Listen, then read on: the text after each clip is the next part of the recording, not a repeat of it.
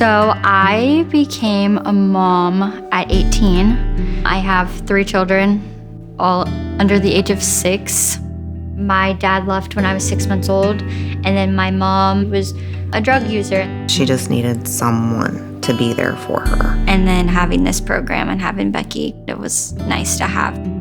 My house is a mess. It's the reality of having 3 kids. They're not judging you based on how clean your house is. They're more coming in to focus on resources for you and your family.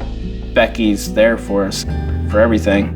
My favorite memory with Becky is when she came in and did this Play-Doh thing with my kids. We were all powdered sugar ghosts. She got her hands messy and they were like, well, I want to get my hands messy. Kids had a ball. Smiling. My son, he sees a mess, he wants to get into it. I have seen so many changes since I've been with Sierra. The increase in her mental health, her self-esteem, her education. With Becky telling me, you can finish college for your kids, it's gonna get you somewhere.